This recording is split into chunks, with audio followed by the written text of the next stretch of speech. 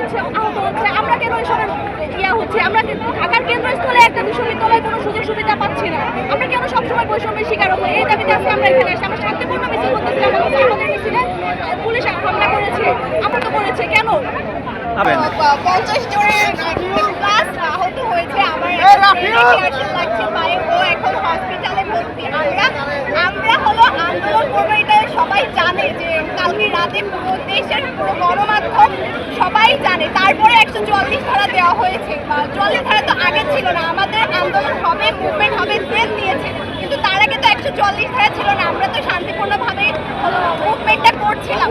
দেন হলো পুলিশ কেন আমাদের ফ্রেন্ডের বড় ভাইদের উপরে টিয়ারশেল বা তারা হলো ফায়ারও করছে। যে হলো আমার সিনিয়র ভাইরা সবার একটা হসপিটাল করতে আমার ফ্রেন্ড, এটা কোনো কথা হলো? একটা ভার্সিটি, একটা পারফেক্ট ভার্সিটি কেমন হওয়া উচিত? একটা অনেক বড় লাইব্রেরি, ল্যাব থাকবে, একটা পরিবেশটা সুন্দর থাকবে, একটা গোছালো হবে, কিন্তু আমাদের নাই হল নাই, একটা সুন্দর ভার্সিটি নাই, ভার্সিটিতে যাওয়ার পরিবেশ নাই।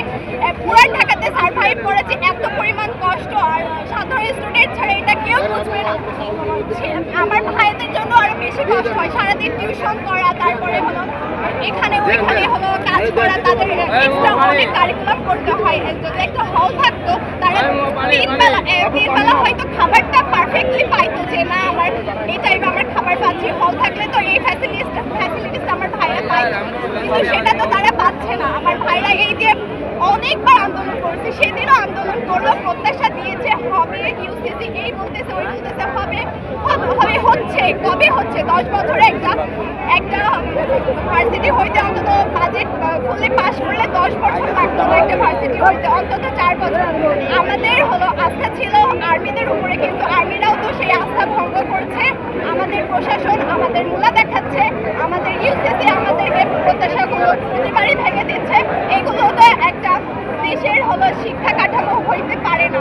একটা পারফেক্ট ভার্সিটি আমাদের দরকার, যেখানে স্টুডেন্টটা ভালোভাবে যে হলো পড়াশোনার একটা মান পাবে আর মান উন্নয়ন হবে। নইলে একটা ভার্সিটি যদি আপনার পারফেক্ট না হয়, তাহলে কিভাবে হলো স্টুডেন্টরা পড়াশোনা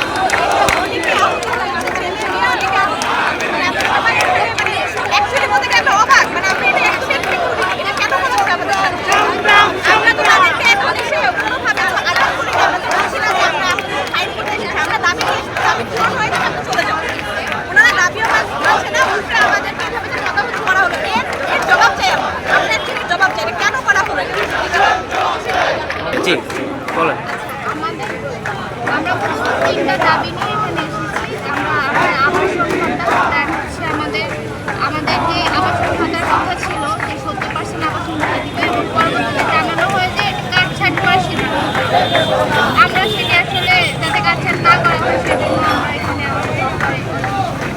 আর আমাদের যে দ্বিতীয় ক্যাম্পাসের কাজ আসলে এগিয়ে যাচ্ছে। আমাদের তিনটি দাবি নিয়ে আমরা এখানে এসেছি।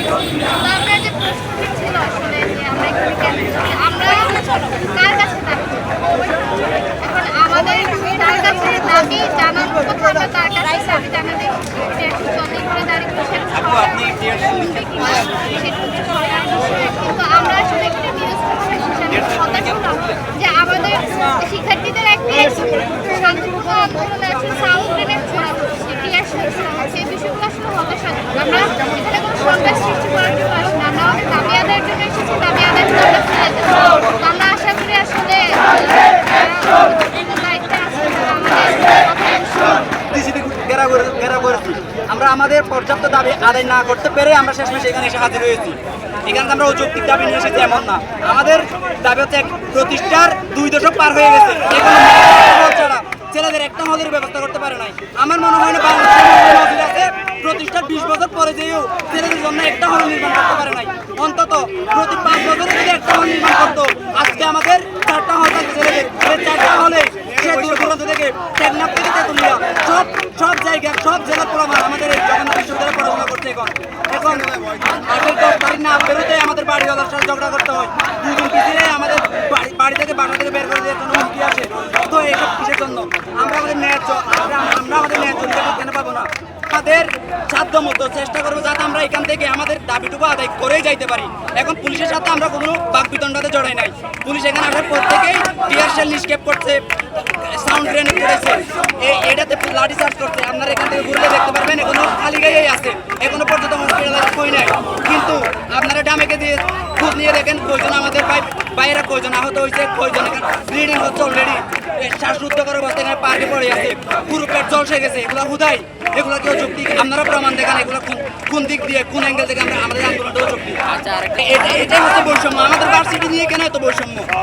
আমাদের ভার্সিটিটা নিয়ে কেন এত বৈষম্য? যদি আজকে এটা আপনারা যাদের নাম বলেন ওনারা যদি এখানে আসতো, ওনারা যদি এখানে আন্দোলন সামিল হইতো, ওনাদের উপর কোনো আক্রমণ করা হতো না। তবে আজকে আমাদের উপর কোনো আক্রমণ করা হলো, এটা কি বৈষম্য না? আমরা এই জন্য করছি একটা ভার্সিটির পোলাপান পাবে সব কিছু সব দিক দিয়ে সুবিধা, আমরা শিকার হবো বৈষম্যের। এই জন্য তো আমরা জুলাই আন্দোলনে প্রায় নির্দিষ্ট করে বলতে পারতেছি না, আমরা দাবি আদায় না হওয়া পর্যন্ত আজকে এখানে অবস্থান করবো।